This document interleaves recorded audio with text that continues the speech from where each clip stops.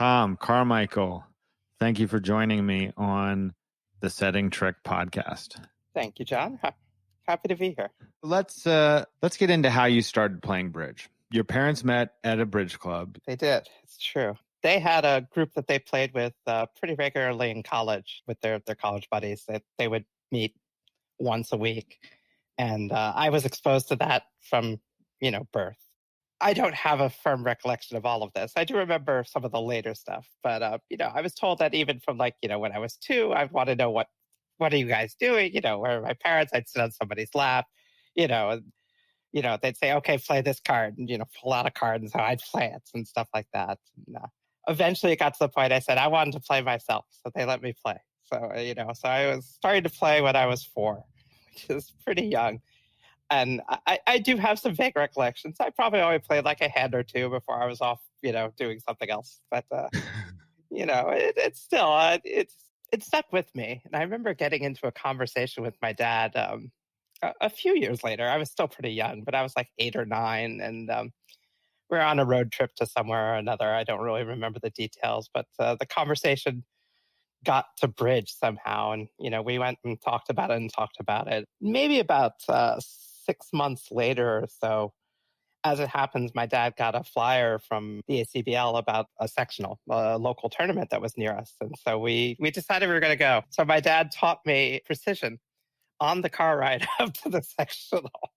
And we went and played in the novice game, and we scratched. I got master points my very first game.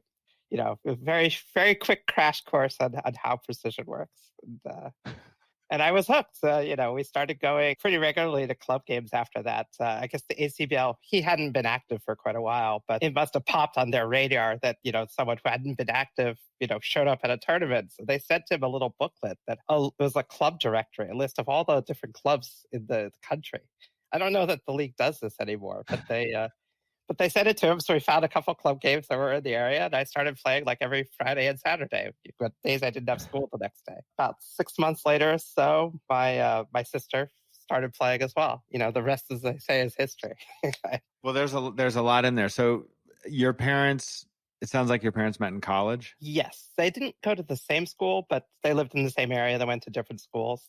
They met at a bridge club. My mom is not really a club player. She's much more of a social bridge player when she does play. But they met at a bridge club, and they, bridge was one of the activities that they shared. And, they met both when my dad was in college. I guess my mom was in college at the same time. I'm fuzzy on some of the timeline details. But I know that even after college was done, they would still be meeting with their friends on a regular basis, going over and playing bridge. So.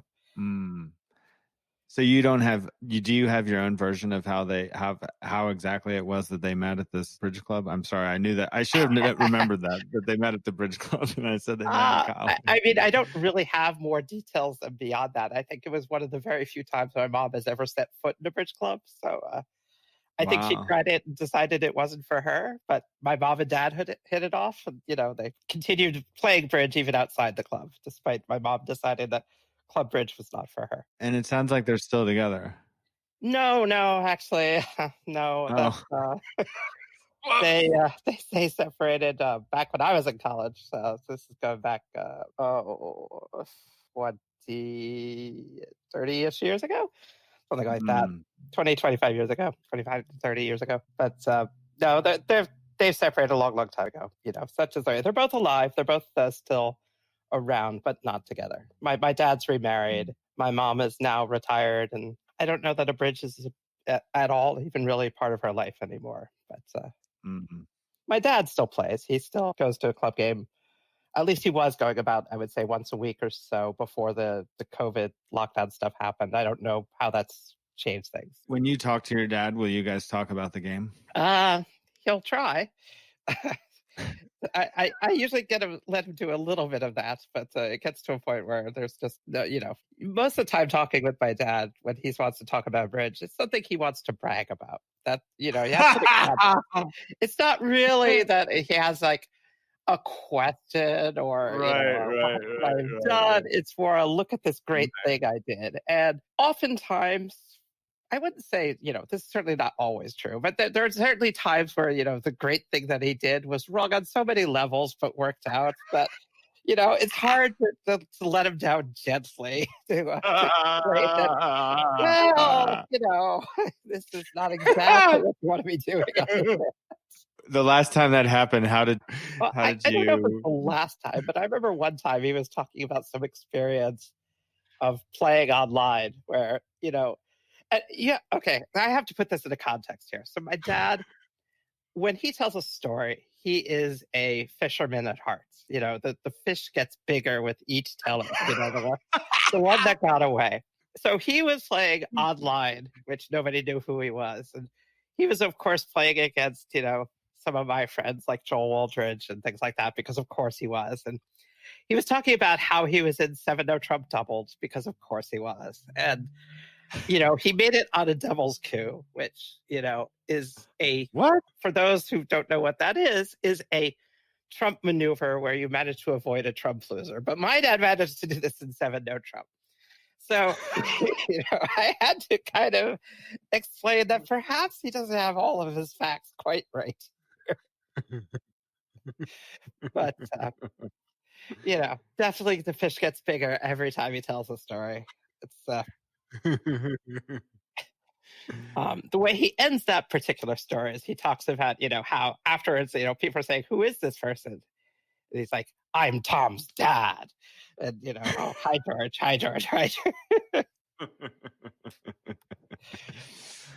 My dad can be very entertaining, but you definitely have to take his stories with a grain of salt or, an entire salt shaker. Is Chris, your sister Chris? Yes. Is she younger than you are? She is. She's almost 4 years younger. When you said she started playing after, like, she wasn't involved in the family games when you would play until after you had taken up, you had started going to the bridge club? That's correct. The family games, we had talked about this before a little bit before we started recording. We would play every once in a while at home. That was after both my sister and I had been pretty regularly playing in club games. So this was maybe 3-4 years after I had started playing bridge. I was a teenager. My sister was, not quite a teenager. And, my mom and my dad, every once in a while, we'd pull out a card. My mom, as I said before, she's more of a social player. And that reflected in the game as well. Like we would be, having a good time and playing. And I recall one incident in particular, which I'll reiterate here. She was very possessive of her good hands. And, she's not really like what most competitive bridge players would do, used to be dealing with competition and preamps. And, a lot of social bridge players, if you have an opening hand, you bid it. If you don't have an opening hand, you don't bid. And that's the way it works, period. Flat, end of story. Right. So, she had her 23 count, 24 count, whatever. And I opened 2 hearts in front of hers a week too. And she just slammed her cards on the table, got up and left the room. And that was the end of the game. That's just the kind of stuff that she just not used to and didn't want to deal with. And, you have to kind of be a little bit careful around her. Many of us take the game very seriously, even if she really wasn't like the competitive type players that we were. It would just ruin the enjoyment for her that, it was her good hand. It was her time to shine. And, we just took away her 2 club opener. Not fair. I couldn't imagine her trying to survive a club game. So when you were going to the clubs on these Fridays and Saturdays, are you playing pretty much with your dad every time when you were 10 years old? Right. Well, so I was 10, almost 11 when I went to that first tournament, or a couple months later when we got the club directory. By then, I think I had turned 11. I was playing with my dad Friday night, Saturday night. Eventually got to the point where it was even more times a week than that. For the first 6 months or so, I was more or less just playing with my dad, maybe even just strictly just playing with my dad. When my sister started playing, I then mostly played with her. So it was the 2 kids playing together. I was 11 and she was 7. There was even a little bit of pushback of that when we first started playing in the clubs. Like, I know my dad people came up to him and were saying, this is not a babysitting service. It didn't last too long once we got to the point where we were good enough that we were starting to win, that they realized that, okay, these kids are pretty serious about this. It's not that they're not just here just because, there's nothing else to do. We were the ones dragging my dad out more than anything else. That's, we definitely got to the point where we were playing pretty regularly on other days of the week as well, despite being school nights. So that didn't always mesh perfectly with grades, but hey, it was what it was. Certainly in the summers we would play many, many, many days a week. Where in the world was it? This is in New Jersey. I grew up on the east coast of New Jersey. Most people say, they're north or south. I was actually pretty much central on that axis, about halfway between the north and the south ends of New Jersey, but all the way on the coast. So a little bit further north than what most people think of as the Jersey coast, where the beaches are and so forth that are common for visitors and things like that. But I was on the coast. I was near beaches, but not the commonly visited one. Coastal Jersey, and that's where I was for, until I good 30 years until I had enough and moved away. Take us to the 1999 World Junior Tournament. You're now... So I was 24. That was actually my third World Junior Championship. So my first one was in 1995 in Bali, Indonesia. That's a good place to travel to. Pretty exotic location to be your first foray out of the country. But so what had happened is... I'll even take you back a little bit further than that. So Joel and I had played in the trials in Toronto back, I think it was 91, 92, something like that. I think 92. And I had met Joel Waldridge there. He was just a little kid. You played in the trials? The junior trials.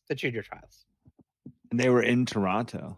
That's where the summer NABC was that year. Oh, okay. So they were concurrent with the summer nationals each time back then. Gotcha.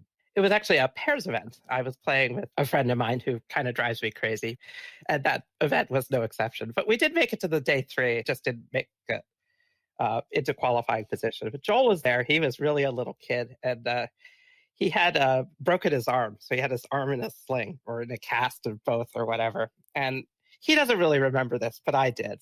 And then fast forward a couple years, the person I had played with had aged out. That was his last time being eligible to play, which is kind of why I played with him, just, to give him a chance. But I didn't have a partner. Joel and I went to the junior reception at the Summer Nationals in Washington, D.C. This was in 1993.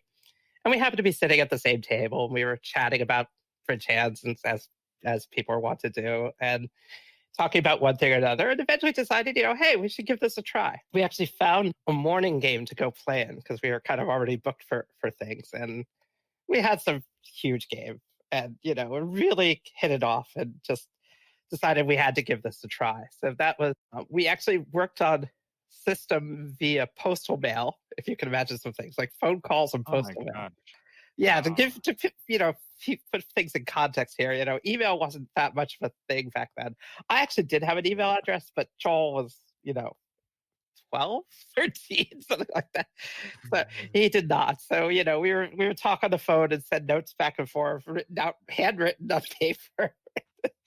But eventually prepared a system and went into the next junior trials in San Diego in 1994. And I was on a team with my sister and a friend of ours. We're not expected to do well. There were teams who certainly were, but we actually ended up winning the round robin. So the way the format was that year is they did a round robin through all the teams, and the top 4 would go into a knockout phase. And we won the round robin. This is just under 20. They only have under 25 at this 25 point. and under, yeah, under 26. Right, correct. Okay. Which is the same as the junior category is now. They added additional categories around 2010, sometime like that. So anyway, we surprised everybody by winning the round robin. And then we went into the knockout match with, I think it was something like a 4 imp deficit, and played a 64 board match, which was the length of a single match that time, and dropped 4 more imps on the day to lose the match on the last board. Had something different happen on the last board, we would have actually won the match, which actually did happen in the GNTA's finals, which were happening concurrently. They played the same boards as we did, and there was a swing on that board. It was a cash out situation that was complicated. that you have to get it right. Like Declare has a stiff queen in one of the suits, and the queen doubleton in the other. And they're going to play the queens under both the aces, and you have to figure out which one cashes and which one doesn't, or it goes away. In my match, both tables got it right. The other junior match that was going on, both tables got it wrong and allowed the game to make. And in the GNT A's, one table got it right, one table got it wrong, and it swung the match on the last board. Anyway, we just missed, but everybody was teams of 4. And at the point we were doing the trials, it was not clear that there was going to be enough funds to send a second junior team. But it actually ended up that they were able to cobble it together to send a second team. So the team that we ended up losing to augmented Joel and I. So, we had really impressed them through the course of this 64 board match, and thought that we were the future. And so we ended up joining their team, becoming US2 and heading out to Indonesia. So Joel and I were pretty solidly, the pair at this point. That's a lot of times, like a lot of these junior people play together, it's, they'll get some practice in, but a lot of times it's really more of a casual partnership, not really a long-term thing. Whereas Joel and I were basically playing every board together at this point. And when we were on the team in 97, we were on the team in 99. So 99 is what you asked about, was when we medaled. So that particular year, we had as teammates Eric Greco and Chris Walenkin, the primary squad. And we had a secondary pair where there were some awkward things that happened that I'm not going to get into. But the other pair, our third pair, was my sister and her now husband. My sister, unfortunately, the way it played out, didn't actually get much playing time in the team event, which actually caused a lot of strife both inside the team dynamics and out. And it actually changed USBF policy on some stuff for a little while. The Italian team that we ended up playing in the finals was very, very strong. And they had won the round robin. They were, I think, the pre-tournament favorites, and they did end up winning. I have no regrets coming in second to that team. Still have my silver medal from that, and I'm very proud of it. I would have liked to win, because what bridge player doesn't like to win? But in the end, I'm pretty content with the result that we got. It's amazing that you and Joel, I think you're probably 6 years older than he is, or 5.5, almost to the day. You're 17 years old and he's 12.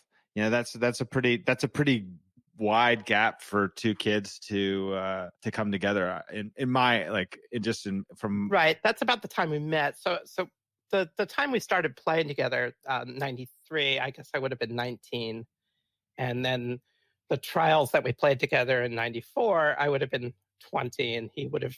His birthday is always right around the nationals, or sometimes during the summer nationals. So it's I'm born in January. He's born in July, so he either would have been 5 or 15 or 14 or 15, depending on that particular year. It just bridge brings people together. It spans. It really does. It spans generations, and this is a good example. I've played with people in their 90s.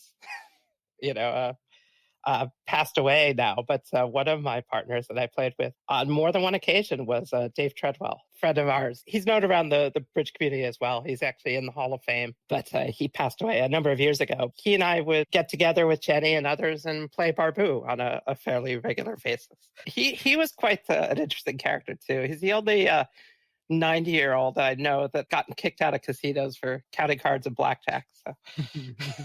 So, he was quite an unusual person himself.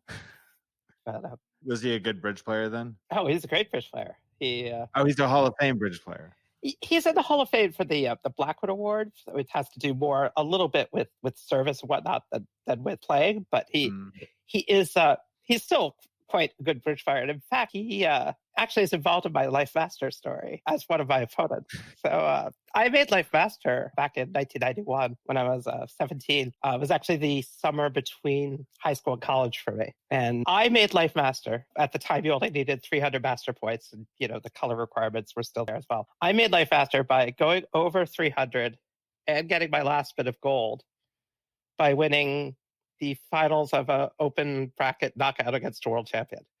It was against Bobby Goldman, was on the opposing team, and Dave Treadwell actually was as well. That's actually how I met him. So, a lot of times these days it feels like many people who are making Life Master have sort of an easy path, and they're really kind of afraid to go play against the open players. That not my approach to the slate. I played against the best that I could find, and that was take on who I could.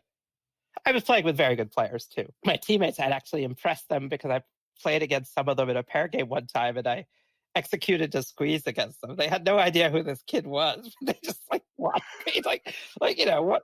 One of them was just saying to their friends, "I just got squeezed." I was like, "Yep, I saw." They came up, "Hey, we need somebody for our team in this upcoming tournament.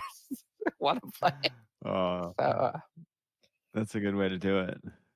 it is. No, I'm very proud of the way I made life faster. Actually, I wish more people would embrace playing better players. It's actually the best way to learn. All this 299er, 499er, Gold Rush, this, that, or the other thing. I think so many people really kind of do themselves a disservice isolating themselves away from better players. That you really get into bad habits and don't really learn the game as well as you could. Yeah, it's great. The one of the cool things about bridge is that you can play against the best in the world. If you enter, you don't even have to. If you enter a good event, you can play against the best players in the world, and that's a thrill certainly for me. Absolutely. I mean, in no other sport, however you want to deem bridge, can you go and play against the best players? You can't enter a tennis tournament and play against Venus Williams. You can't enter baseball and play. I'm picking sports I don't know well. I should probably go to other ones, but play against world-renowned baseball players, Hall of Famers, and so forth. But in bridge, I mean, you go to a nationals or something like that, which are open to everybody. It's not like these are closed events, or at least with a few, with one or two exceptions. The events are open to all, and you're going to play the best of the best, and that's kind of exciting, and it's kind of one of the advantages bridge really has on many other sports. So, did you know Bobby Goldman? Did you know who Bobby Goldman was as a 17-year-old at this time? It was explained to me. I have a similar story. So this was leading up to this event. The person I was going to be playing with, we were practicing, and we went to a local sectional to practice in New Jersey. Northern Jersey. It wasn't super local to me, but it was close enough. It was the round one of the Swiss, and we're playing against people I don't know. And some auction happens, where it goes something like, the opponents have an auction like a spade, pass 3 diamonds, which got alerted, pass whatever, they get to 4 spades, just like that. And, I'm just a kid. I'm just kind of sitting here minding my own business. And my partner speaks up and says something to the effect of, "So I assume Mr. Bergen and Mr. Cohen are playing Bergen Raises." And, that's when I got scared. We ended up winning that match by a very small margin. But this was the very first round. They ended up dominating everybody else and winning the event. This was the Sunday Swiss at the sectional. They won it quite handily. We were the only people to beat him all day. It's one of the things about growing up in New York greater area is that there were certainly a lot of good players available. So, I mean, you really got to learn a lot about what it means to be a good player, and what, you got a lot of exposure if you wanted it to the best of the best. And I think that really helped me a lot growing up. There were a lot of tournaments that were in the area where I was in one district, New York City was a different district, Western New Jersey was a different district, not unit, district.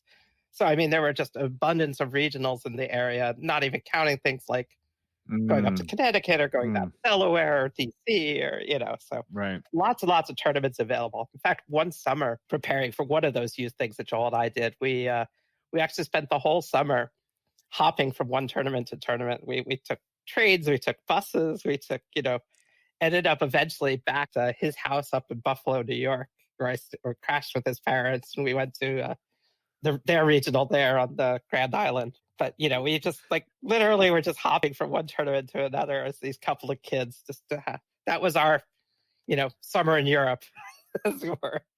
I think he was just getting close to graduating from high school around then. So, it was our get away from it all kind of thing. Wasn't Joel the youngest life master at one point? Yes, he was. I believe either it had already happened when I met him or it was about to happen. I think he was already Life Master at the point I had met him. But he actually was part of a nice tradition there. The previous youngest Life Master was Sam Hirschman, who helped Joel take the new youngest Life Master title. And then later on, Joel helped Sam's younger brother, Dan, take the title away from Joel. So Dan Hirschman then also became the youngest Life Master. And Joel helped him on his way. So there was a nice little payback there. Yeah, I was never in the running really cool for any of that. I was ancient at 17 when I made Life Master. Gotten down to 8 something. I think I read Andrew Chen is 8 years old. Yeah, he's 8 years old. I mean, he might be 9 now, but he was definitely. I think he actually just turned. I want to say he just turned it. Did he just turn 8? He's a child. I saw him in San Francisco. He's very young. It's pretty amazing, but no, it's really great. I've worked with myself. I worked with a youngest Life Master. It's actually one of the ones Double Dummy, but Richard Jang. Richard and Andrew. You mean you helped him? Sure. Well, I mean, I was so we mentioned we were going to get into Double Dummy a little bit, so let me give you a little bit of background. Sure. Yeah. So Andrew and Richard were in Atlanta, which is where I was living as well at the time. There is a youth program there called Atlanta Junior Bridge, which run by Patty Tucker. She has all these classes aimed at fairly young kids, middle school and sometimes even younger. This is really how she's trying to get them at a very, very early age. And some of the best and the brightest coming out of her group wanted to explore some other things. So what had happened is, with some effort on her part and effort on ours, we got the permission to create a youth NABC. And they held the very first of those, not during the summer NABC, but actually at the 4th of July Super Sectional in Atlanta, partially because that's where it came from, and partially because that's we were so instrumental in creating that. So they it was a fairly short notice thing, but we got it created. And one of the things that happened was that there was scholarship money involved, and it brought out one of the better pairs that already was established as a good pair, who was playing precision in this youth event. And most of the people in it had never even heard of precision, let alone actually play it. And so some of the best and brightest went to Patty and said, they want to learn more about this precision thing. And she is not a precision player. I am. So she turned to me and said, would you be willing to teach some of these kids? And Jenny and I said, sure. We were meeting with them pretty regularly for a couple years there. It started by teaching precision, and it eventually just wandered into just being more of their teachers. And this is about, I guess, like 2008, 2009, some kind of time frame like that. They actually put together a team to play in the Youth World Championships, was in Philadelphia in 2010. Group of kids that we had been working with were some of those that put together a team. And they weren't expected to do all that well. And they did okay. They held their own, but, not close to medaling. And, come a couple years later for the event in China that the movie covers, Andrew and Richard were still one of the better pairs that was floating. So Adam Kaplan, Zach Briscoe, as well as the brothers, Adam and Zach. Yes, I have 2 sets of Adam and Zachs on a single team. Don't ask me how that could possibly happen, but it did. They were already very established and very serious competitors and wanted to really try to put together a team that had a very good chance of medaling. But they knew they needed a third pair. They wanted a third pair that was, solid. They knew they weren't going to find a pair that was as good as they were, but the Jegs were certainly among the running of what was some of the best that was out there, which is how they got added to that team. And I had already been working with them closely, and I already knew Adam Kaplan pretty well from other events, and had been friendly with him for years. So when they suggested that I be the NPC, I had been their NPC back in 2010. The Jangs suggested that I be their NPC. Adam Kaplan supported that, and that's kind of how it happens. The others I didn't know as well, but I got to know them over the course of leading up to the event, and then during China itself. And it's a good bunch of kids. And I really was very happy to get their vote of confidence and be out there for them. So it was actually Andrew and Richard that suggested you be the NPC for the team? Yes. Like I said, at this point, I had already worked with them for about 4 or 5 years, and Yeah. had also been their NPC the previous events back in Yeah. 2010. Yeah. I guess the 2010 may not have, it was during the Open World Championships that were held in Philadelphia. So that means Was it the World Youth Teams that took place there, or was it another? there was definitely, that's what I'm trying to remember.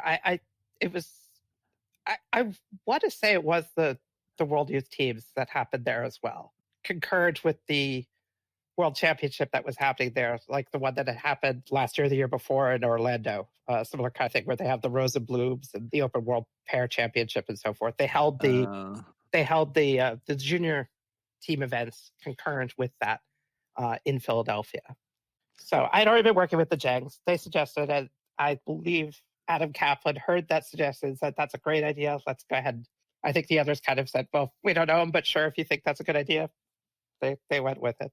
I kind of had the impression, and this is colored by my knowing Adam much better than anybody on the team, but that Adam was sort of like was kind of like the leader of the team. But I didn't know Zach and Adam Grosek at all at the time, so I don't really know how those guys, how they decided to play together as a foursome.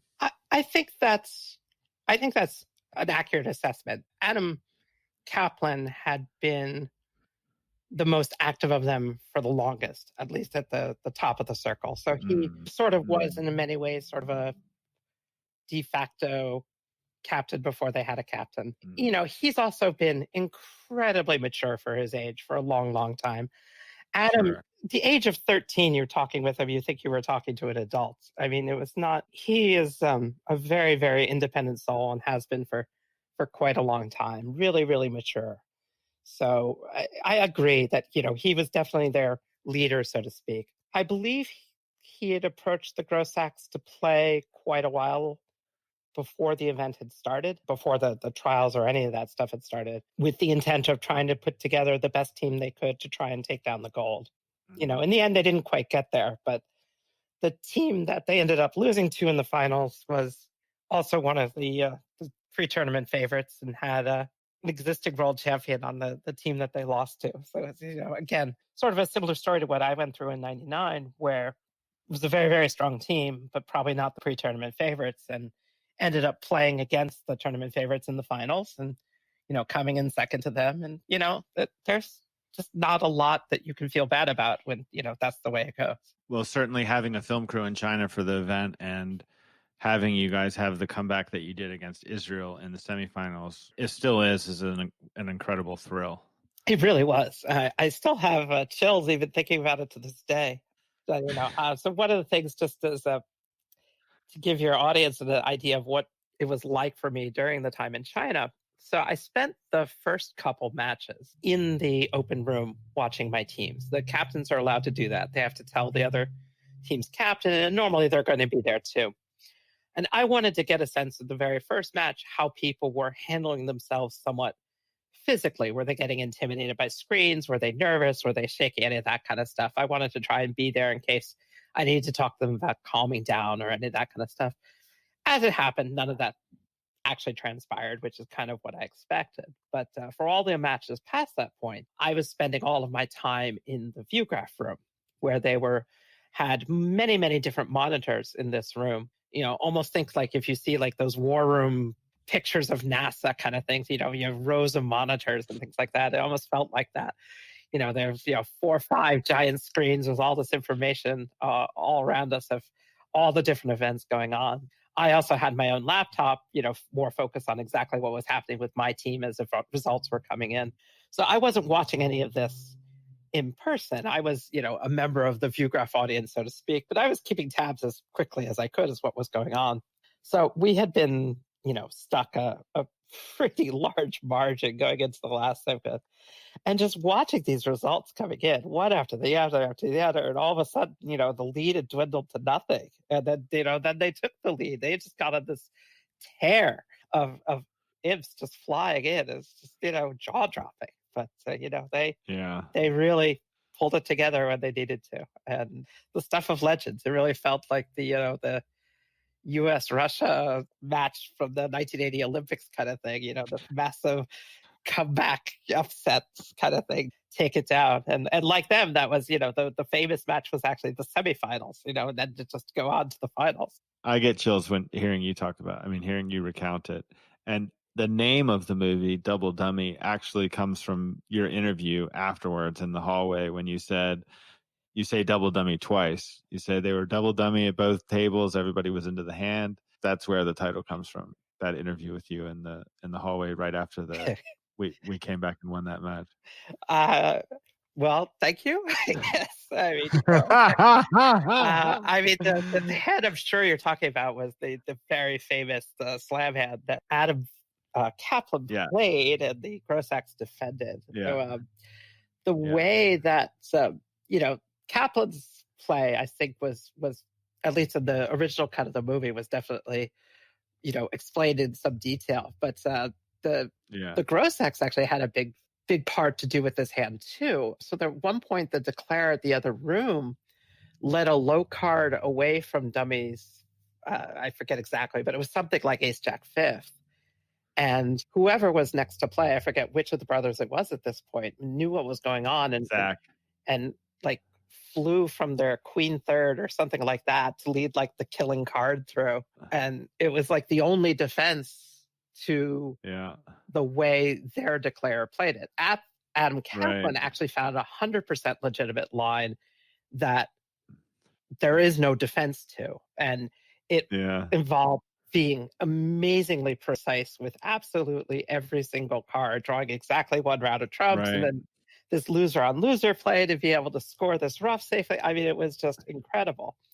But there was a very good chance that if there had not been expert defense at the other table, that board actually might have ended up a push, despite nobody in any of the other events playing that board made slam. It actually was very close to making at the other table. The young Israeli who played it, I believe it was a female on their team, she actually played it pretty reasonably well. And the only defense was to fly on that queen third. I want to say it was Adam Krosak. I'm sorry, I want to say it was Zach Krosak who flew, but I was just actually going through the Bridge Winners article before we talked, and it was Zach. It was Zach. Zach played the queen. So I have to understand, my recollections at this point are 10 years old or 8 years old or whatever. So bear with me if I have some of the details wrong. But but that was essentially the gist of it: is that he had to guess to fly on this unsupported honor to put a key card through. But they were both into the hand. They both basically knew what was going on, and they were double dummy. So I know. Well, I've been immersed in this, I've been immersed in this 2 weeks of tournament that you were the NPC of. So it stands to reason that I would potentially know more or have an outside recollection or knowledge of what took place. Absolutely. Yeah. No, you can, this was definitely an important part of my life and definitely something I'm going to remember for all time. But the details do fade away. Not quite as easy to recall every little thing, but some things stick with you. I'll tell you a story about. So I went to Tel Aviv for the 50th Tel Aviv Bridge Festival. Okay. And I'm at the tournament site one day, and Ilah Levi was on the Israeli team that you all came back and beat. Mm-hmm. And so I never met her in Taicang, and I recognized her from the footage, and I went up and introduced myself, and I told her that we were making a movie about this event. And she was not very excited about that. Well, that's understandable. They're made to be the villains in the movie. Not that the kids did anything wrong. It's just I'm sure that as elated as we were, I'm sure that they were equally disappointed. Here they were sitting. Oh my gosh! Huge lead, and have everything unravel like that. It's got to be heartbreaking for kids to deal with. Yeah, I don't recall. They did come. Did they come back to win the bronze or not? I don't remember. Who won the bronze? I don't know. That's a good question. It is a good question. That I do not know. Because, as heartbroken as they were, it would be very easy to picture kind of falling apart the next day in the bronze medal match and not having your hearts into it. You don't think so necessarily if you're not playing in high level competition, but so much of this is emotionally driven. It's a game of logic, it's a game of reason. And yet there are things like momentum and emotions and it's amazing how much these elements, these very human elements to this game that you might think would be mechanical, come to light. That it's very easy to get deflated and just not be on your game. And I mean, we're talking about kids. We're talking about this is the under 20 event. So I mean, we're talking literally teenagers. How well are they going to handle a letdown like that? I don't recall whether Israel won the bronze medal match or not. If they did not, it certainly wouldn't be that surprising to me in retrospect as an adult, having gone through type things myself, that over the years that, it's hard. It's hard to pull yourself together sometimes. And, kids just don't have the background or experience. And, the pressure is real at that level. It's not an easy undertaking, playing for a world championship. I mean, bridge is. I think people would be surprised at like how competitive, like bridge players are.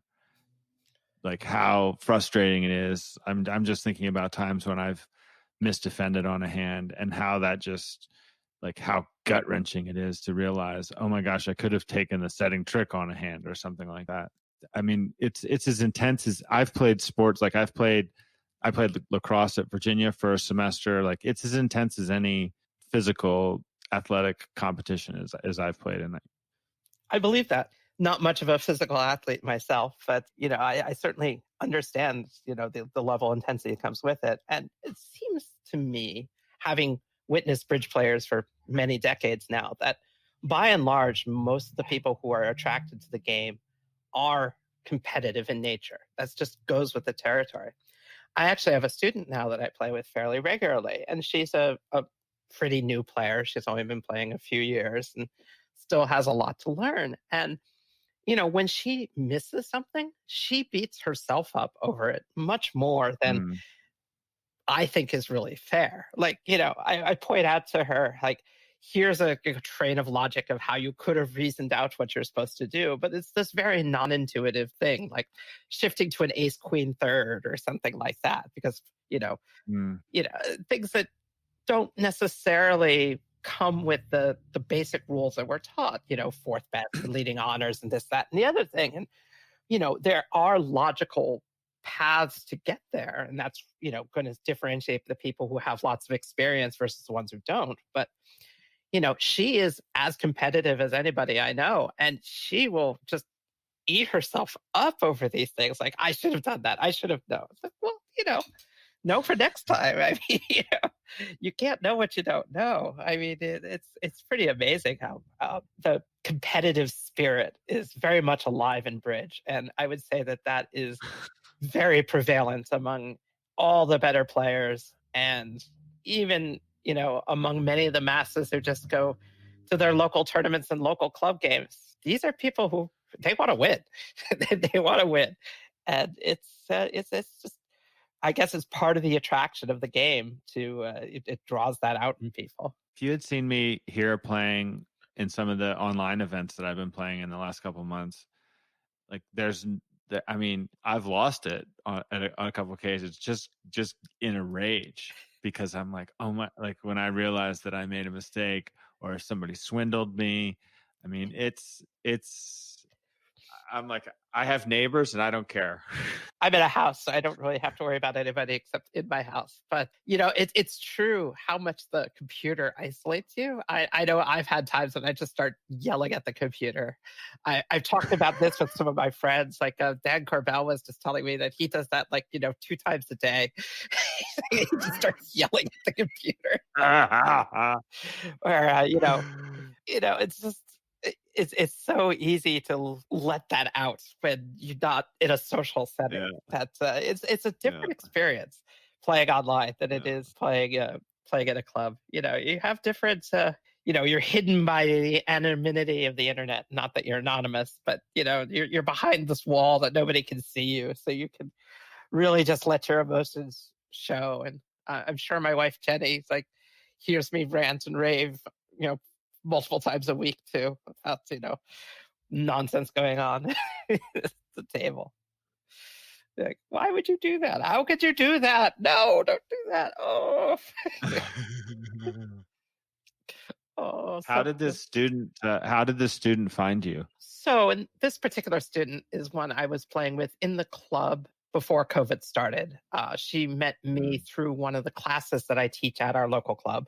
I've taught several classes there before all this was going on. She attended one of my classes and really liked how I taught things and approached me to play with her in the club. I have actually a few different students that I was playing with live in the club. So it was getting to the point where I was playing more or less every day there, pretty close to it before COVID came down. And then once everything moved to online, some of my students were not computer savvy and not really ready to try and take the plunge of playing online bridge, but that's not her. She was already on BBO. She already would play on there. So, it was a very easy transition for her. So we've been playing a few times a week pretty regularly during this nonsense. So she found me originally through one of my classes at the local club. Have you ever been to a pizza place in Seattle? I think I've asked you this before. Have you been to Serious Pie? No, I've never heard of it. Oh my God. Serious Pie. It's a place that I fell in love with Neapolitan pizza because of Serious Pie. I see. We came out there and interviewed Phil Gordon for Double Dummy. Yes. And we were there for 2 nights. And I ate at Serious Pie 2 times. Gotcha. 2 nights. The director, who's from, I think isn't there a director from Seattle? There are several. Gosh, what's his name? You're thinking probably Matt Caldwell? Yes, exactly. Yeah, Matt recommended it to me. So, I mean, now that we're out here, my wife is also a director in Seattle. She counts too. But for those who don't know, my wife is a tournament director as well. Those of you who do play at the Nationals and so forth would certainly know her and recognize her. Are you jealous of her partnership with Greg Humphreys? No. Greg is a very, very, very funny guy, and he is smart as a whip. He's actually one of the smartest people that you'll ever talk to. Which, if you just look at how he carries himself, he's such a clown and he dresses like a clown that you would never actually get to know that. But this man is brilliant. I mean, really. But I like Greg a lot, but the two of them, they have their thing, and I'm happy to be in the background supporting. So, do you and Jenny play as partners? We do when we can. Jenny, unfortunately, because she's a tournament director, she doesn't get nearly as much opportunity to play as she would like. That's probably her biggest regrets with being a director. But we do play. We have played. We actually were scheduled to play in the North American pairs in Columbus this year before COVID happened. But we absolutely do play together when we can. We do quite well. We're not generally one of those husband-wife pairs that gets really very testy at the table. By and large, we usually can just kind of sit there and just play our game. But I do enjoy playing with her for sure. Is precision your preferred system? I think Jenny and Greg play precision. They play my precision system that I came up with for Jenny and I. They basically play the same thing. They might have some small modifications. It's also what I play with Ari's. I would say yes. I would in general prefer Forcing Club, Strong Precision, whatever you want to call it. It's I'm sort of a systems geek. I like playing systems and coming up with systems and thinking about things, and that's been true whatever framework I play in. Like Joel and I, when we were playing, we played a 2-over-1 system, but it was very much our own 2-over-1 system, not anybody else's. We were doing stuff back then that I know of 1 or 2 other pairs that do similar things now, but no one, to my knowledge, was doing anything like that back then. Like, for example, we played basically a transfer response system to our 2 club opening. It's not exactly something that's very commonplace, but something that we developed together and made it happen. How did that work? It worked very well. Even the last time we played, Joel and I still try to play every once in a while when we're free. We still Yeah. both remembered it years later and still played it. Roy and Sabine actually play something that's very, very similar with their two club structure. So like when I asked how it worked, like I mean, like quite literally, like how granularly, how does that work? I've never heard of a two club transfer system. So what we did is the first thing we did is we dealt with sort of the kokish problem of the two no trump strength and so forth a little bit differently than most pairs do. Yeah. We actually made our two no opener to be 22-23 and had both the 2021 and the game forcing no trumps in the two club structure. And the reason we did that reversal was because it was a little bit easier having the gap in between as opposed to being in this gray zone just structurally. And it meant our two club opener came up a little bit more often. But the way it works just in general, so something like two clubs past two diamonds was a multi-way bid. But one of the things it included was a transfer to heart. If we bid two hearts over that, we were actually showing 20-21 balance. So accepting the transfer was the minimum no trump range. And rebidding two no trump there is the game forcing balance over which partner could retransfer or what have you. So in a lot of ways, it's sort of a similar idea to what a lot of people do playing transfers over a one club now, where they have like their no trump range or their 17-19 range, depending on whether they accept the transfer or bid. Yeah. We did this. This is something that Joel and I came up with. I think it was primarily me. I did most of the system stuff and he did most of the card play stuff. So it kind of just as a dynamic of our partnership, we're both good players, but we had different strengths. I think I taught him a lot about slam bidding and thinking about bidding in ways he hadn't thought of before. And he helped me a lot on card play mechanics and, improved my declare play and things like that. So we really kind of elevated each other. And I think we really played off each other really well, which is one of the reasons I think we were such a great partnership back in the day. But anyway, And did you guys stop playing together because you were older and he was playing juniors with other? That was his primary partnership. That was precisely it. We actually still tried to play together some after I had aged out of the juniors. We still played a few national events, and he wanted to try and keep it going, but it was just too hard. He had too many commitments to try and practice with John Hurd to be able to get their partnership going in order. And then 2005 was kind of a special year for me, just kind of giving you a little bit. So that particular summer, the NABC was in Atlanta, and I had been on a GNT team for my area. Joel was on a GNT team for his area. And we went up to each other and said, hey, I have, I'm looking for a Spingold team. And he was too. So he had Johnny and I had a local partner from Atlanta of mine, Michael White, who has, he's not a Grand Life Master. But he's come close. He's 14,000, 15,000. Seriously close. Player. Yeah. Close because of close. this particular event, which is where I'm leading up to. But, I have this guy who I've been playing with locally, who's a, 10,000 plus Master Point player. And Joel had Johnny. And then Joel was playing with this guy, Dan Gersman, who was also from Buffalo. And then he asked Joel and said, well, I'd already talked with Tommy. He's the only one in the world that still calls me Tommy. But Brian Baskovitz, who is actually from out this way, he lives in Vancouver, British Columbia. So he's actually in my district now.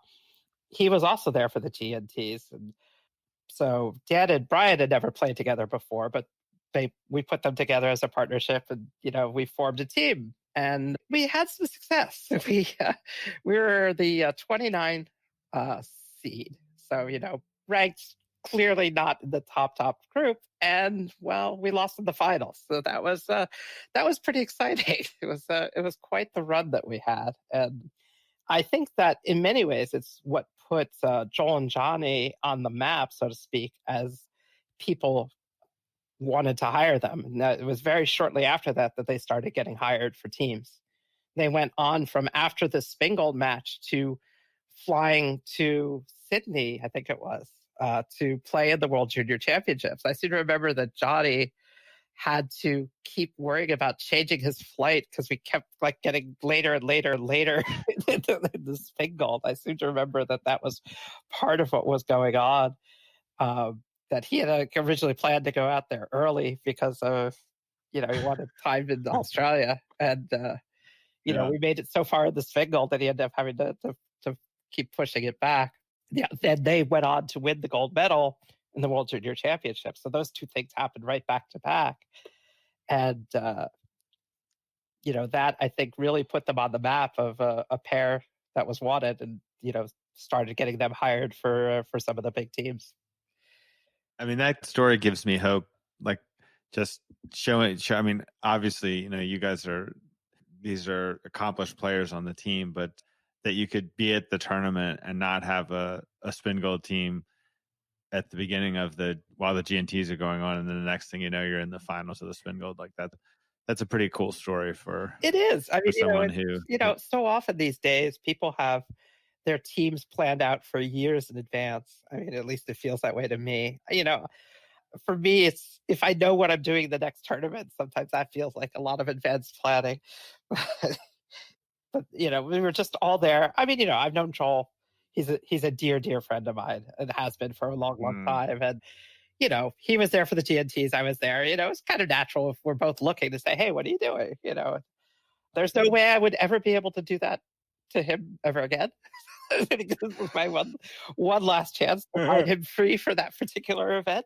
But I'm going to treasure it along with many other things that's happened because of bridge over the years. So. What's it like for you to see Joel like reaching the heights? He's lost in the finals of the Bermuda Bowl. Like you said, him and Johnny had a long run on the fireman team. Not that you said fireman team, but just getting hired and being really a hot pair. Like, what's it been like for you as Joel's primary partner for a number of years?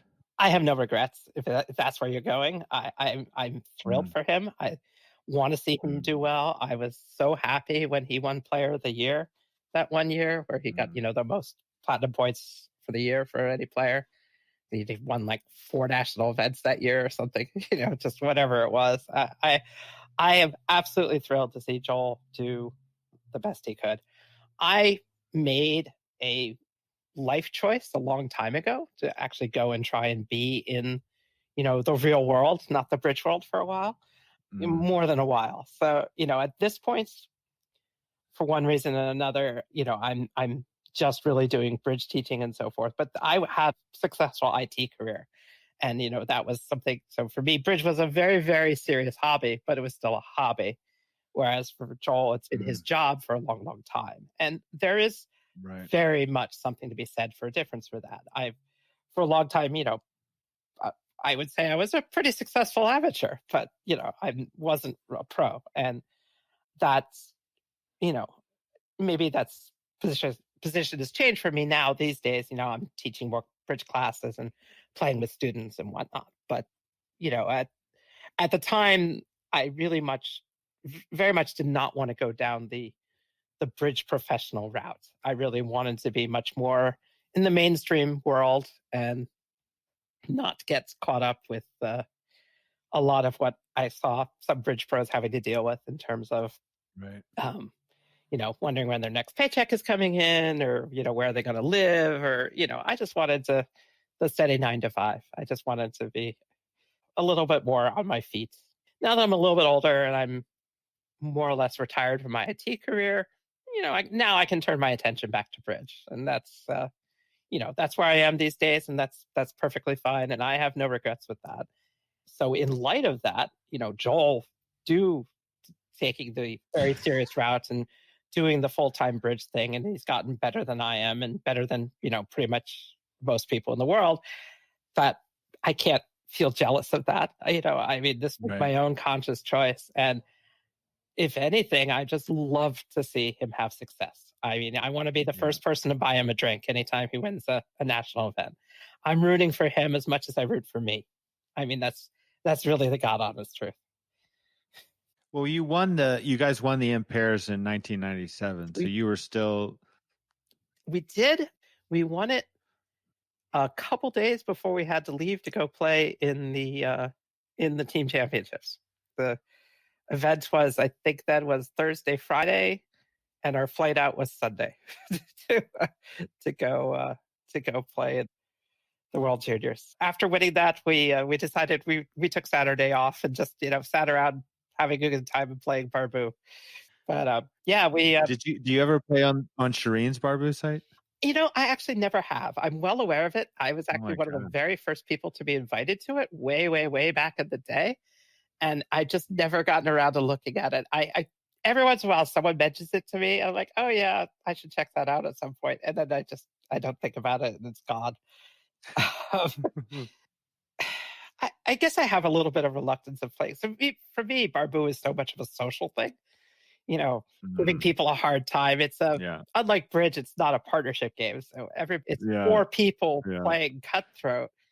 So, there's lots of opportunities to give people, well, I'm not going to say the bad word that I was thinking, but to give people a hard time for things that don't go their way, and just kind of piling on and rubbing it in, and it's social. And you can be drinking, and you can be just having a good time, and the idea of playing on a site, it just doesn't have the same appeal to me. I mean, part of what Barbu appeals to me is this nice something to unwind with. I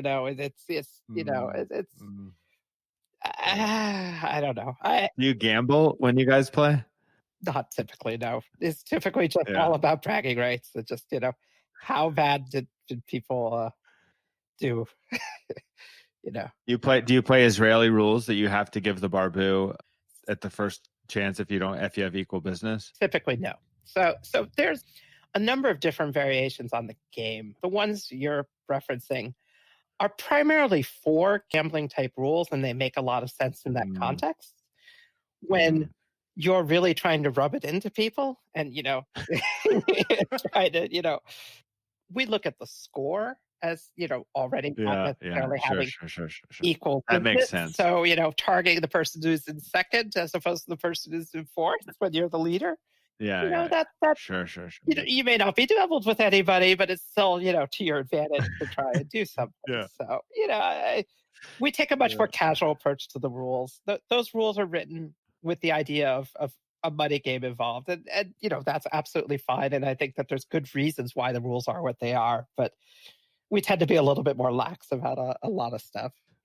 Who's in your game? I don't play regularly these days. The last game I remember playing in actually was with Adam Grossack. Was in Palm Springs Regional, I want to say, down in California towards the end of the year, December. Oh, the week after the NABC, I think. No, this wasn't NABC. This was a regional, just from a. No, I mean it's the week after the NABC. I think the Palm Springs. There was one year where it was there was the where it was actually really close because it was San Diego was the NABC. Then there was a week in between, and then there was a week down in Palm Springs. So it was like back and forth to California a couple times right in a row for us. But I actually want to say that was the last time I was down there, but I'm not confident of that. But anyway, it was just at night, one of the times in the bar after the game. Like it was like one of the nights later in the tournament. Yeah. I think it was myself and Jenny and Adam, and I'm trying to picture who else was there.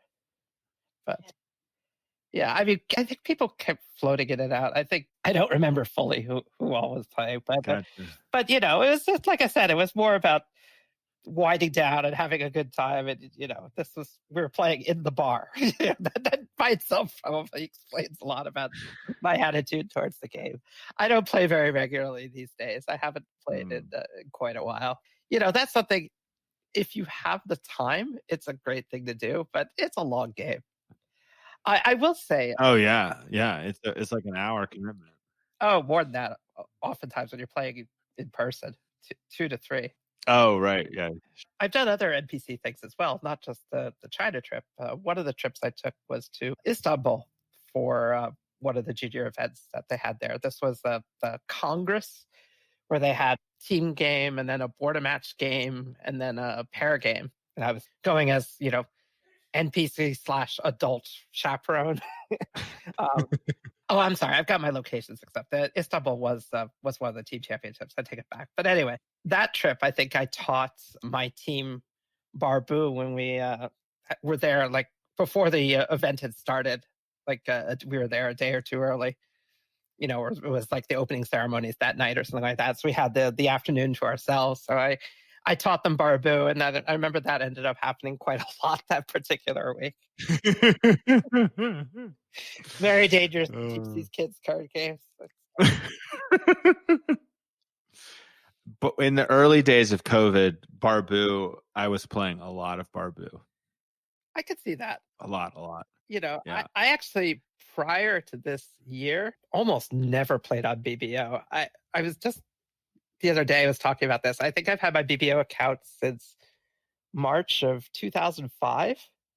And I think I had, prior to this year, something like 500 logins. I'm up to like 700 now.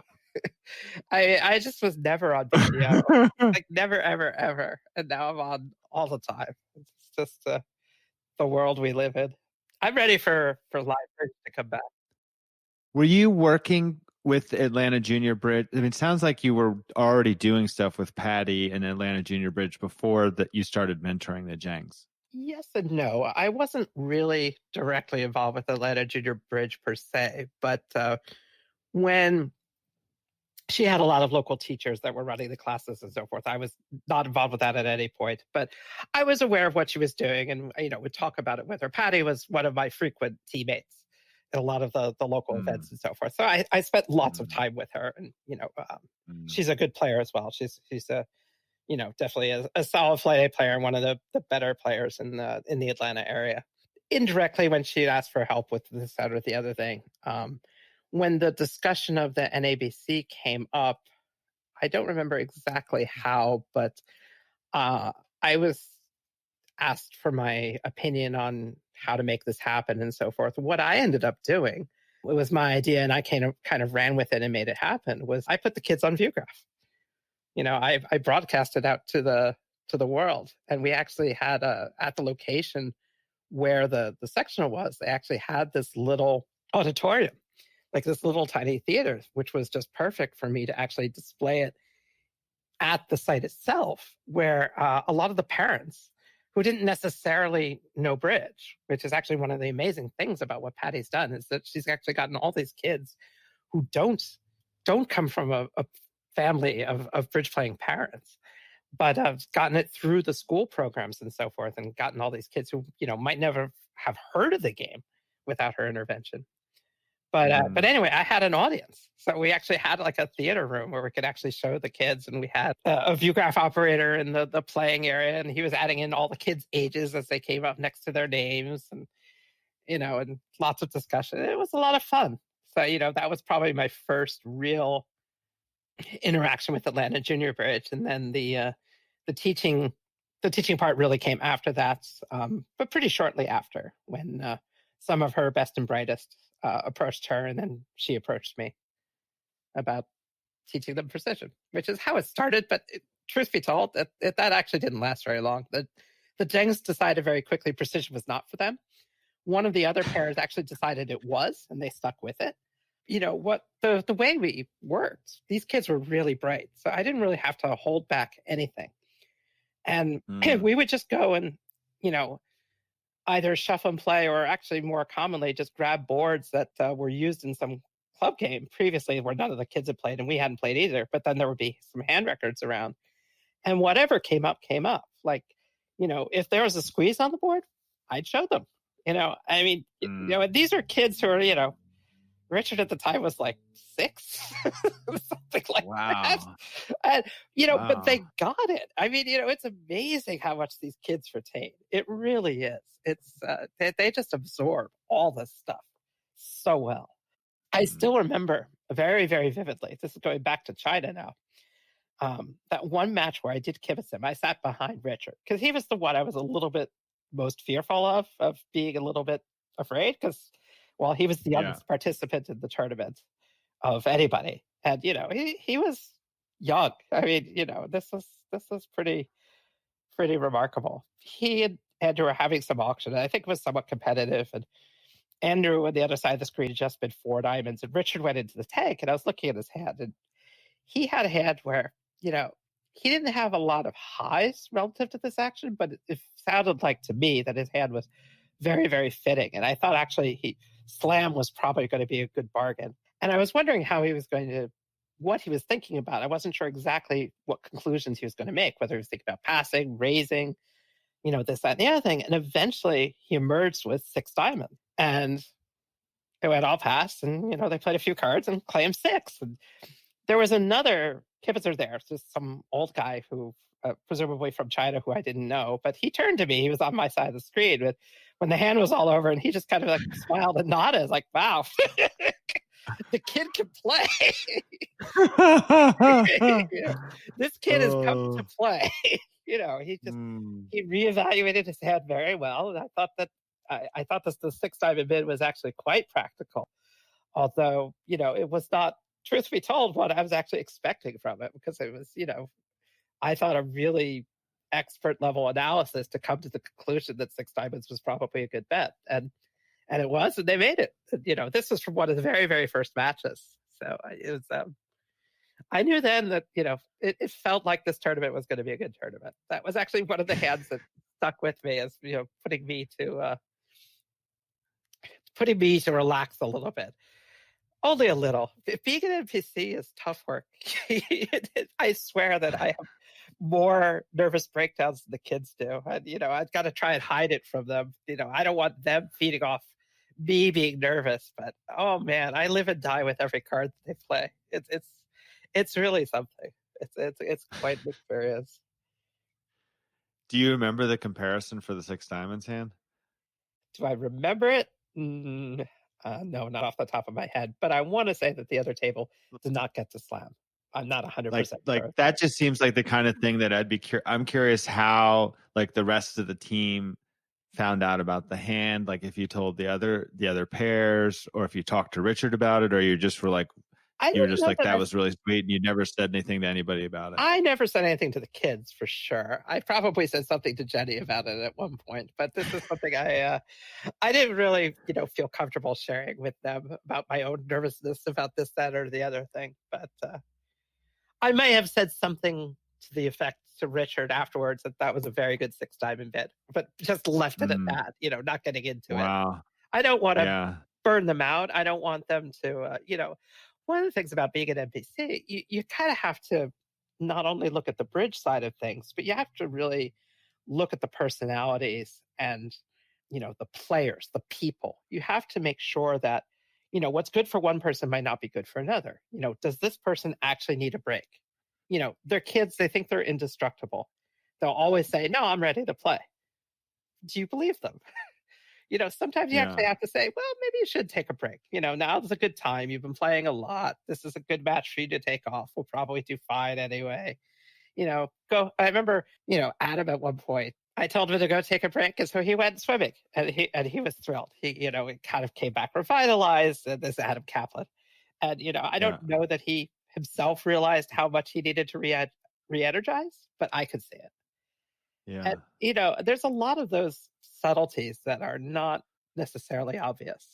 I'm pretty good at reading people. And, I think I've worked well with all the kids and try to, quash some of the fights that were imminent, especially between brothers, the Grosacks. When something went awry, I just had to get between them, because otherwise this could really be a bad meltdown. Because, just one was not seeing the other, what they were saying at all. And, they were both right in their own way. And just,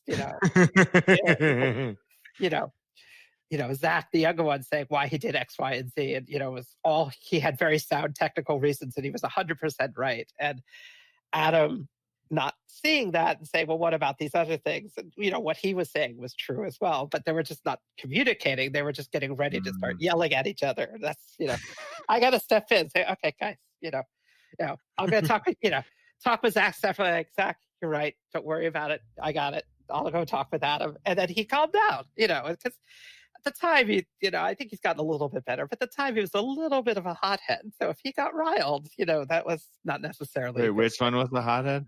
Zach Grotha. Oh yeah. So, but Yeah. he was right, and he knew he was right, and he wasn't getting that acknowledgement. So I knew what was the best way to deal with him was to go talk with him alone and say, "You're right. I know you're right. You're absolutely right." And then he calmed down. Right. But that's managing the person. That's understanding the dynamics of what's going on in their head. And, Right. I'm just trying to get the best out of them. I want them to have a good time. I want them to take it seriously. It's obviously a very serious competition, but one of the things that I think people lose sight of when we're talking about all these youngster competitions is that, these kids are having an amazing opportunity to travel the world and get to see other places and other things. That has to be part of the experience. It can't all just be bridge. You have to take a step back and appreciate the gift that you've been given.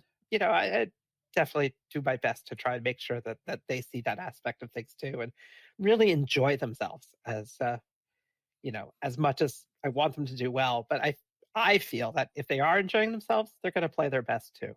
So I think they go hand in hand. Yeah, it's amazing that these kids get to travel the world. Yeah, I mean, and I've gotten to go to a whole bunch of places. I don't do it so much anymore, but not just China, but I went to Croatia. I went to Turkey. I went to it's really amazing, and that's as a coach. I mean, as a player, I've done my own traveling. I've gone to France. I've gone to Belgium. I've gone to where else? I've played bridge in Australia. I've played I've played bridge in China. I was a USBF team back in like 2013, 2014 that played in the World Mind Sport Games in China, in Beijing. So I've gotten my opportunities both as a player and a coach, and I'm very, very grateful. Bridge has been such a big part of my life for forever, and since the beginning, since the day I was born. As a 3-year-old, honestly say that it's shaped my life, and part of the reason I do what I do and try to give back is because I feel I owe a debt. There's one that can never truly be repaid, but I do my best. Did Klukowski in the match versus Poland or in the round robin, did he catch your eye during that World Youth Teams in 2012? I mean, I knew about him. I knew that he was on their winning team for the previous time around. I knew. I talked with other. I think it was actually another guy that was on the winning team, not Klukowski. I'm pretty sure it was Klukowski, but I could be wrong. But I'm virtually certain, or was on something or another. But I mean, I'd already heard that he was either being considered or had been added to their Polish national team. I mean, I knew that he was the real deal. That was a team that was going to be extremely difficult to beat. And, talking with other coaches, because, the other thing about the sitting in the Viewgraph room all the time is, I'm hardly the only one. You actually, you're spending a whole week in there. You get to know the panelists who are doing the speaking. You get to know some of the other NPCs. You get to reach out and learn a lot about what's going on in the world out there. So, my radar, I certainly had heard about him and knew that he was a force to be reckoned with. But, that he, even at his young age, was already being, like I said, either considered or was part of the Polish national team. So, he was on my radar. Yes, the long and the short of it is yes. I don't think I spoke with him personally, but yes, I was well aware of the some of the other players, and I also knew some of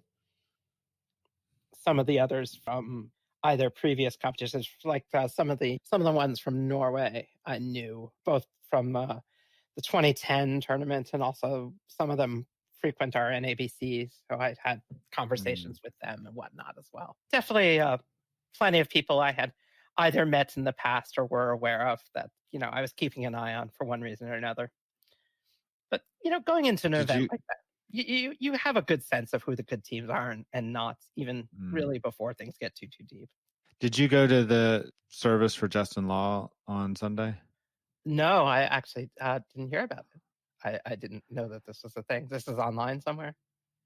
Yeah, they had a memorial service, and Bob Hammond told this amazing story that he said he first met Justin when Justin was 10 years old, and he could tell, that he was really into bridge, and he was a hotshot young kid. And Bob said, so, I've seen a bunch of hotshot kids. Let's see what happens with him. And then 3 years later, he came across Justin again, and he said that he never believed in reincarnation, but when he saw Justin and how good of a games player he was, not just at bridge, but all these other games, it made him think of Oswald Jacoby. Oh, interesting. I didn't really know Oswald. Yeah. So I can't make that comparison. Justin, I didn't realize he was as sick as he was. I know that he's had a number of issues over the years, but the news of him passing was quite surprising to me. I've played a little bit on occasion with Hamant, his dad, over the years. And there was actually one point in time, a long time ago, this is actually kind of a regret I have, but Justin had actually asked me to play in one of the national events, but I was already booked. I wasn't available. And I never got the opportunity to do so. But he was always a gentleman at the table. He was always fun to be around. And, one of the truly great guys. And he's just going to be missed. Sad to hear that he died at such a young age. Yeah, if he had been in the juniors, he was still a junior, but he didn't play in 2012. If he had been in the junior event, we might not have made it. Might have been about their team and not y'all's team. Could have been, or they may actually, or he might have been part of. No, I'm saying like if he had played in the juniors, if he'd played on the under 26 team, I'm not sure we would have. Oh yeah, I don't know that we would have. Like you guys were the best American team at the event in terms of, and you guys had the best chance for a medal, and obviously we're the only team met to medal. But had Justin been on the junior team, it might have been a whole different thing. Yeah, it's quite possible. It's we're second guessing ourselves, and who knows how things would have played out. I know that the way you were recording things at the time, it wasn't clear at the time necessarily what the story was going to be. You were trying to get a lot of footage of a lot of different things. Yeah. And, since, no one could predict what was going to happen by the end of the tournament, that's very natural that you would, try to get as broad a spectrum of things as you could. Our team ended up being a little bit of a Cinderella story with the comeback against Israel. So that, it made like a perfect tie into like the movie world. It feels very Hollywood. The fight the fight of the underdog to come back and rally, and then to actually do it. I mean, imagine coming over there with a film crew, Tom, and you guys are down 56. We actually have, we have the footage of Jory saying they're coming back at halftime. I mean, like that was so. I mean, you couldn't ask for it to be any better than that. Yeah, it's almost like it was scripted, but it wasn't. Totally. It was all live. Totally. And it was funny. And even finishing second, like, is kind of cool because it's like you had this amazing comeback, and both you and Adam Grosek both are like, you know what, like second's okay. Yeah, because that's because it was okay. I mean, we're playing the best team in the event in the finals. If they win, that's fantastic, and if they don't win, it's okay. Yeah, it's very much like what was going on in my Spingold match.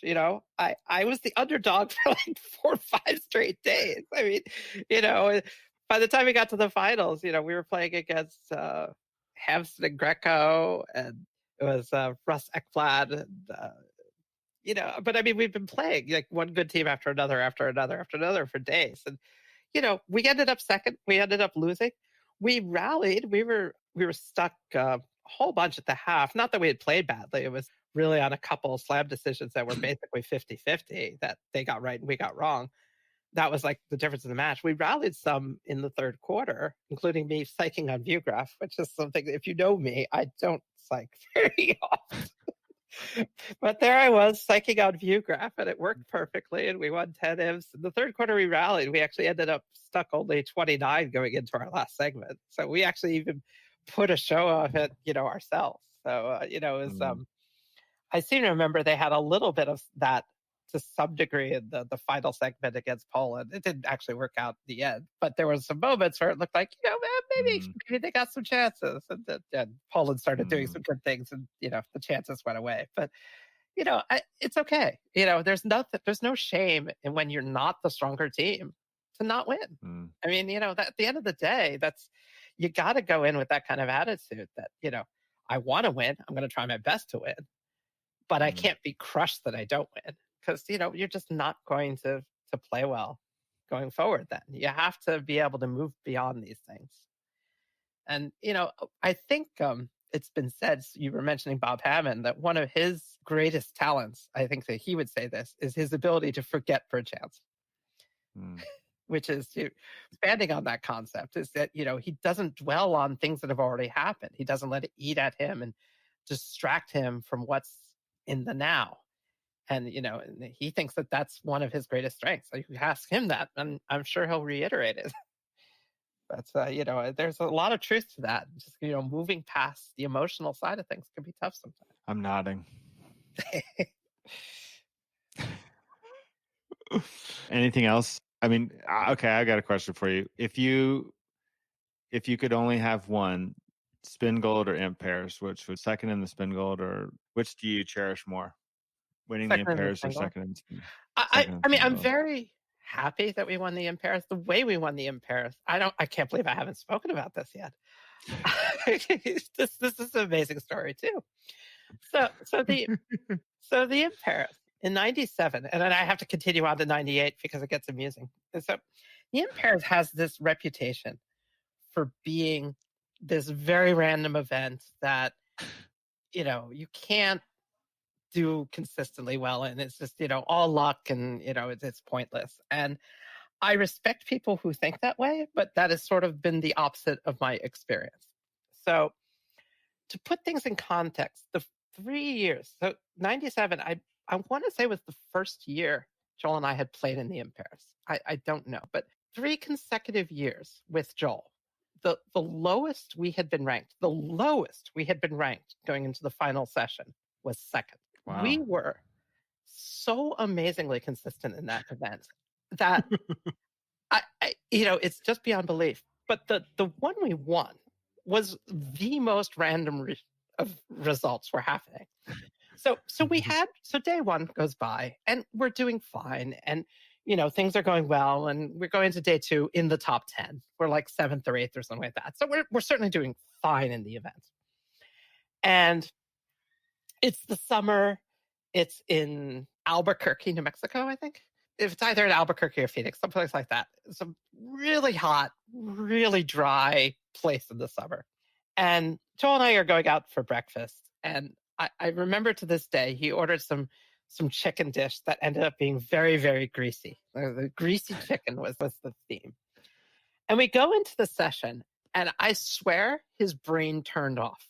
I mean, you would have no idea the things that were happening at the table. Like, I went to dinner, not with Joel, after the session, leading the event by a lot, because we had this amazing set. We were like plus 110 or something like that.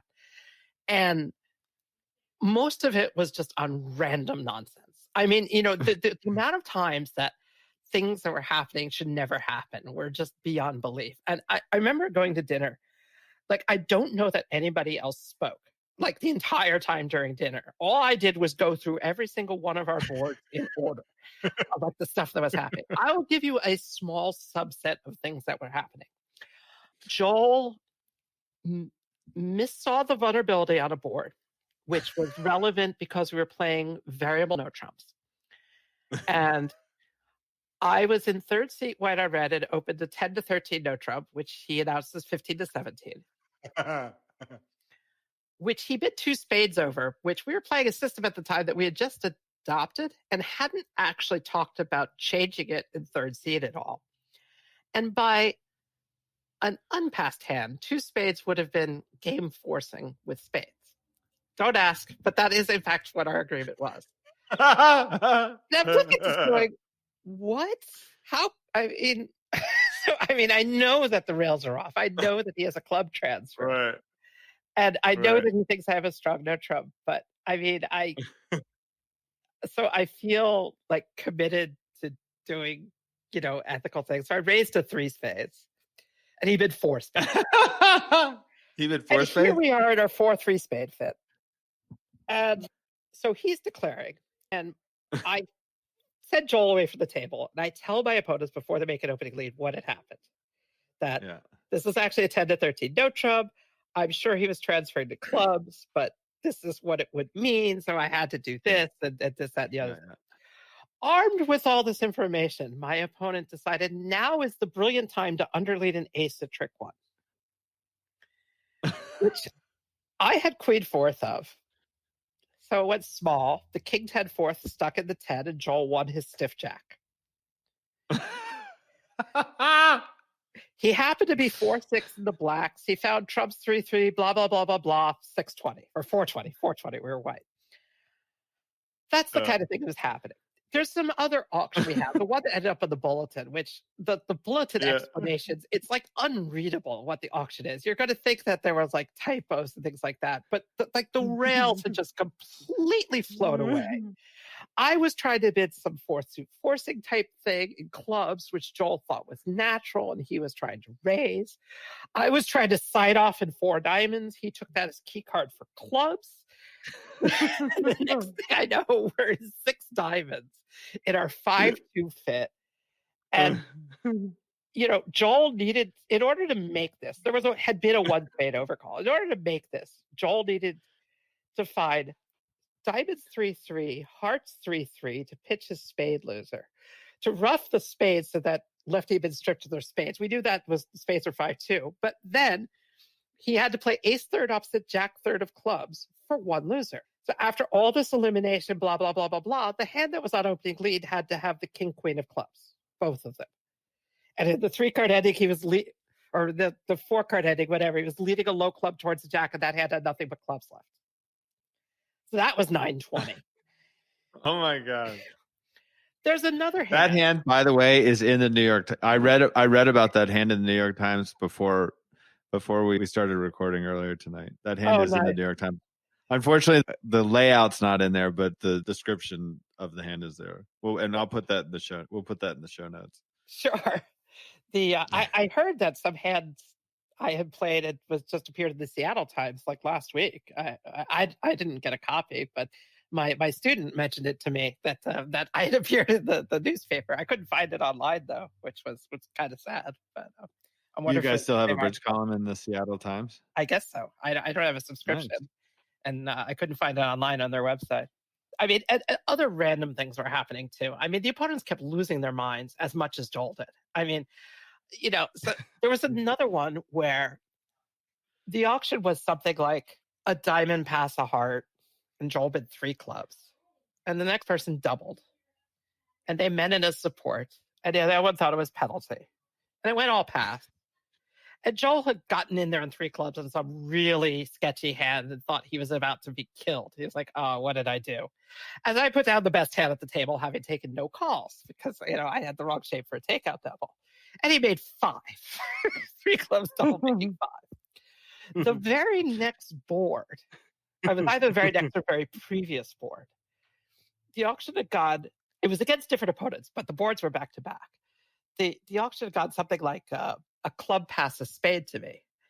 And I had like a good 18 count with 100 on her, 5 cards only, spade suit, and good clubs, and 5-4-4-0, something like that. And I didn't really have a great bid, but I decided to bid 2 spades natural over the 1 spade bid because I didn't really have anything else to do. Right. And the person I left very reasonably said double with their 4-card support for their partner. And here I was in 2 spades doubled as Joel put down his 5-4-4 3 count with a spade void, and just watch me rattle off 8 tricks because I had like this massive hand, and I just write 670 on the scorecard or whatever. Remember, this is him. The opponents are just like, what just happened? They didn't even really do anything. They had their opening bid with 4-card support for their partner's 4-card suit, so they hit me. Wouldn't you? I mean, just the number of boards where random stuff was happening and we won double-digit IMs was just amazing. I mean, sometimes it was them, sometimes it was Joel, sometimes it was a combination, but it was just every time something stupid happened, we won a double-digit number of IMs. But you won the event by a small margin, didn't you? It was like 13, something like that. Yeah. The evening we were +4 to give you an idea of how big a lead we had. +4. What's average in event? 0. Oh, well, average is 0. Oh, yeah. okay, that makes. You're either plus or minus, so average is 0. That makes sense. Yeah. So 4 is not a very big number, and 110 or whatever it was, astronomical. Wow. But to put things in context, the following year, the very first session, I told you before, we've been very consistent in this event. Joel and I played again, and it was sort of the opposite of our crazy set. Nothing much was happening. We were making good decisions. We were just kind of sitting there and doing the right thing. And, there was a couple of interesting things. Like there was like a board where at IMS you're supposed to take a safety play, and it mattered today. And, so like we're in 3-0 making 3 when a lot of people are going down and, stuff like that. But when it was all said and done, we only had like 2 or 3 minus scores, like on our entire card. We just kind of sat there and played solid bridge. And the way it aimed out is we were +93 and we were in the lead. So the 5th session, the first session of the following year, we were in the lead again. And, that year we ended up, I want to say in like the teens. We actually didn't do that well in the very final session. But and then the following year after that, we ended up 3rd, something like that in the event. So Joel and I had a pretty amazing run in that event over the years. The year we won was... the greasy chicken did him in. He was taking a nap at the table, and it didn't matter. It's like we could do no wrong that day. We walked on water. It was it was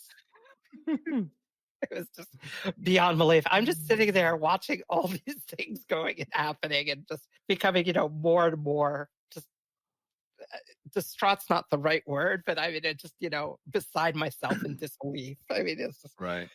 One of my best friends, Blair Seidler, came up to me right as the session was ending. We were kind of done. And he was like coming. I was like, "Do you know?" I'm like, "I know." I know. I know. We're leading. I have no doubt because I just saw what happened. Right. But I mean, I was shaky. It was just just standing up. It was just ridiculous. It was just so beyond ridiculous.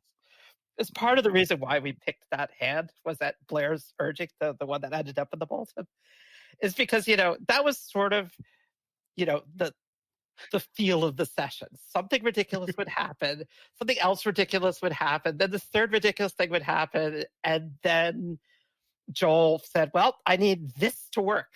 I need this 1% line of play to work," and it did. And, that was the way the whole thing worked.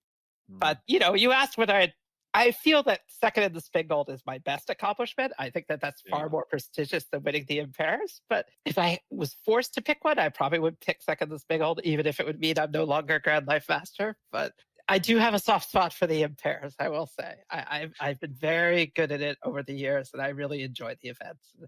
I'm kind of a little bit sad that most people kind of put it down.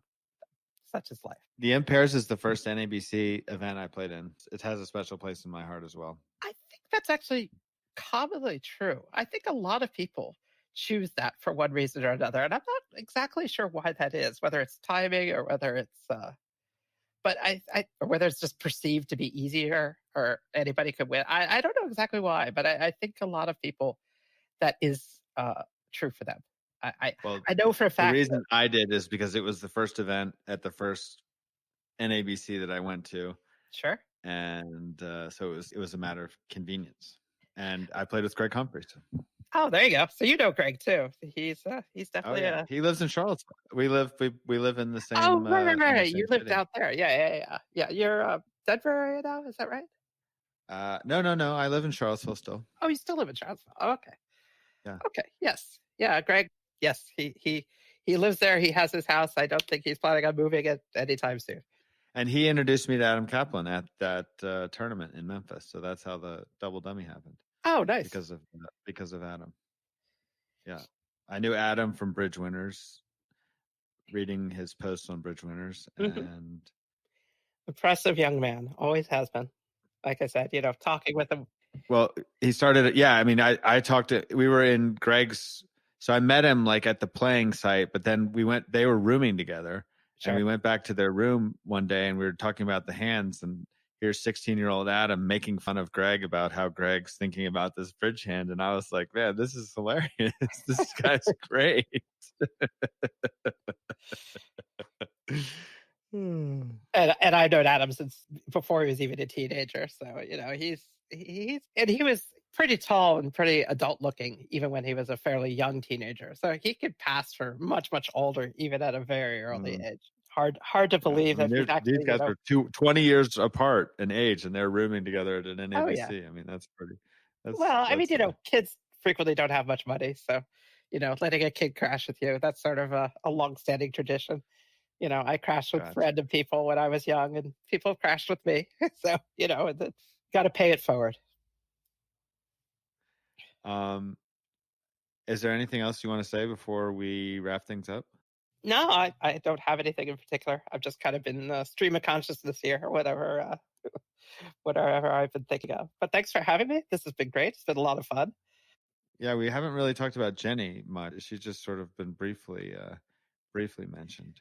Yeah, so I mean, my wife is a national champion as well, playing with Greg Humphreys, names that we've batted around here. She's also a full-time ACBL tournament director.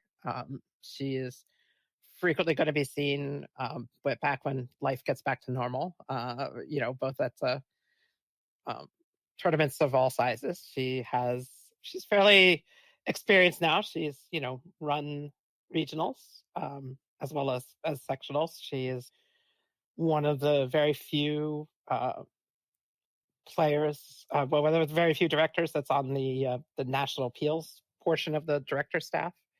And just yesterday, I was hearing another of her colleagues, Mackenzie Myers, referred to her as generally acknowledged as the best player among the director's staff. So, she's a good player in her own right. And she enjoys directing. She thinks it's the right career for her. But I know that she definitely misses playing. She'd like to play more than she gets to. And your sister Chris is a director too, isn't she? My sister is a director as well. She actually, of late at least, has decided she does not enjoy playing. I don't know the cause of it exactly, but apparently she gets pretty bad headaches when she's playing for too long. So she enjoys directing far more than playing these days. I don't think so. She's sort of the opposite of Jenny in that regard. She was happy to leave playing behind, but still involved with the bridge world. And she is the one, at least for up until the COVID stuff, for about a year or so, had been running the services team at the Nationals. They're the ones that are responsible for a lot of the logistics, making sure that tables are set up and boards get to the right places, and directors have what they need, keys to the cabinets and this, that, and the other thing, and any other kind of functions to make the tournaments run smoothly. That all falls on that team. And she's been put in charge of that. Kenzie had been doing that, who I just mentioned as well, for quite a long time, and Chris has kind of taken it over. I do know one thing, if we're going to talk about Jenny just very briefly, that if you ever decide you want to talk about things from a director perspective on here, she expressed that she would willing to come out and talk with you as well. So if you decide that that's of interest to your audience, we can make that happen. Well, thank you. I appreciate it. I was thinking recently about doing like a series of talking to sponsors, and so I hadn't considered having a director on yet. So that's a good idea. Glad I passed along then. There you go. Thank you very much. It's been a pleasure. It has. It's been really a lot of fun. As good as it is to catch back up with Tom, he is not going to be welcomed back on the show as a Seattle resident until he eats at Serious Pie. I am telling you, people, Serious Pie is one of the best pizza places that I've ever been. We were in Seattle for 2 nights with the Double Dummy Film Crew, interviewing Phil Gordon in 2013, and I ate at Serious Pie twice. So shout out to tournament director Matt Coltnow, who gave me the down low. Tom, I know you're somewhat new to Seattle, but it is inexcusable for you not to have eaten at Serious Pie. Finally, if you know someone who is interested in learning bridge and they have an iPhone or iPad, I am very excited about this new app, Tricky Bridge. It teaches a beginner from zero, and I've been telling a lot of people about it. Please let me know if it stinks or if it's good, because my prayers have been answered. I've been wanting an app that will really take you from zero to bridge, and the 15 minutes that I spent in the beginner module on Tricky Bridge looked very promising to me. It's a free app. This is not a paid sponsorship. This is just me. That's all. Till next time.